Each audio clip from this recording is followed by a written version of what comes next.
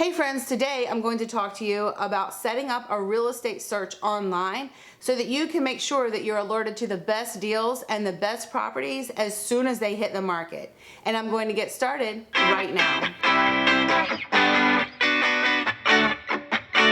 My name's Jamey Prezzi. I'm a real estate agent in Miami and Miami Beach, and today I'm going to talk to you about the real estate search and how you can find the best listings and get updated for them immediately as soon as they hit the market.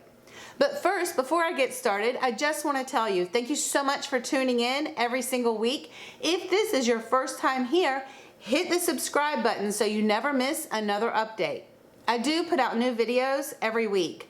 Also, I have provided for you in the information box below a link to my relocation guide. So make sure that you subscribe and download that today. I'll also add you to my weekly newsletter so you never miss another update. All right, let's get started.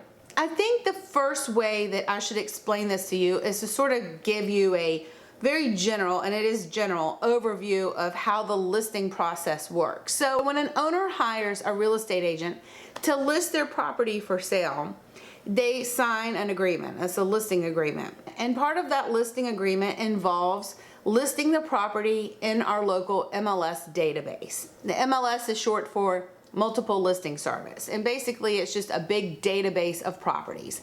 There's a lot of other functions of that MLS, but just know that that is overall what it is.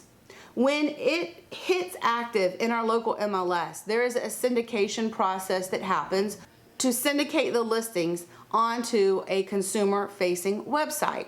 You know a lot of these big websites. I don't even have to say the name.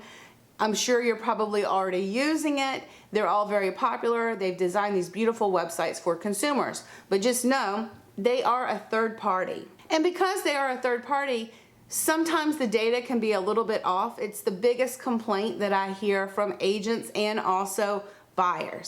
And you just have to remember that those websites are not our local MLS. They are people who have paid to pull that data feed onto their website that they've designed for the consumers.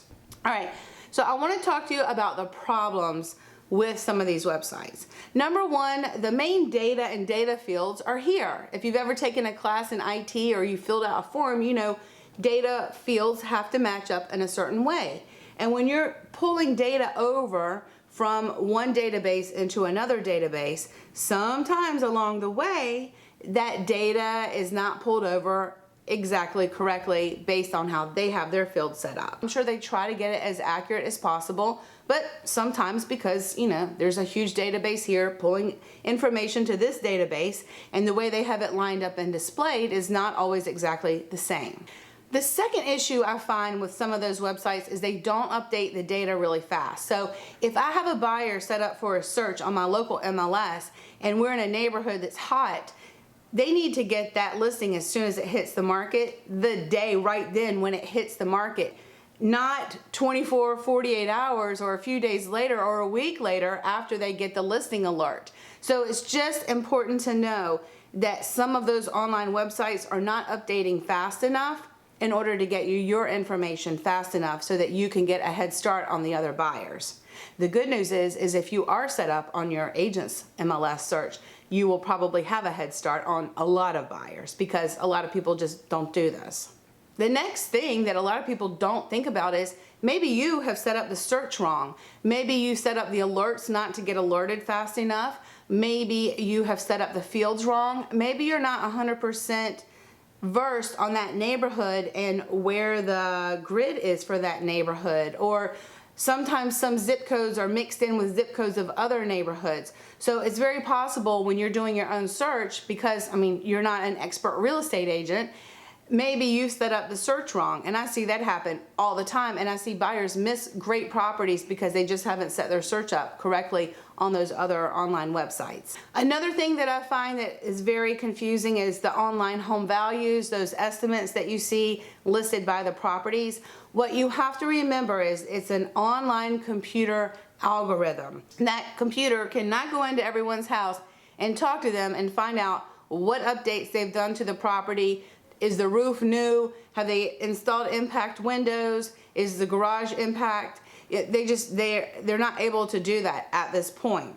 And so that is a big thing to know, because the percentages, and if you even go into some of the disclaimers of those websites and find out how off they, are neighborhood by neighborhood, 10 to 20% off can be a lot of money for a lot of neighborhoods. So just keep in mind that it's just an average of what a home may be worth, but it's not as good as an agent who's experienced in that area, pulling comps, writing the information down, and actually hand detailing the home value for the neighborhood at that time based on what's going on in that neighborhood. They don't know that sometimes if you're facing this street, it can be a lot less than facing that street, and the computer just doesn't aggregate for that kind of data at this time. So now you know all the details and the problems with these online searches. So what is the solution, and how can you get set up on a really good property search? So number one, I tell all of our buyers, use those searches online. And when you come across properties that you like, send them to me and let me go validate the data for you.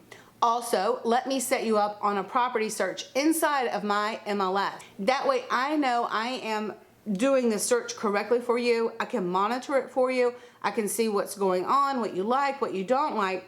And also I know how to navigate the neighborhoods in ways that you're probably just not familiar with. Also, my MLS, the data comes out as soon as the data comes out. So you're getting very fresh, up-to-date local market real estate listings. And I think that is super key in making sure you get set up on a really good search so that you get notified about properties as soon as they hit the market, and you can get a jump on everyone else. And most important, don't rely on those online home values. Let your real estate agent who's experienced in that neighborhood really detail out the information. One of my favorite things to do is to do home values for our buyers and sellers, and I really go deep into properties that have sold over the last 6 months. I also call the agents of recent properties that have sold so I can get a really clear idea on the condition of those properties that we're comparing this property against. It's key, it's important. And one last thing that I can tell you that's very important is that the MLS is great.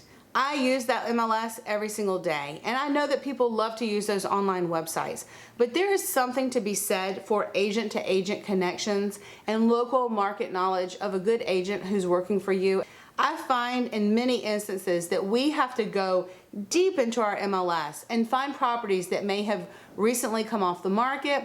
Maybe they went off the market last year. And I always reach out to those seller agents and find out if the sellers still have an interest in selling. Because even though there's all these great active properties, if we're not finding what you're looking for in terms of active listings, sometimes I need to go deeper. I need to go deeper and find other properties that are off market for you. And that's my job in working with you and being a good agent for our buyers. If you have more questions about buying real estate in our area, please feel free to reach out to me, and I will see you next week.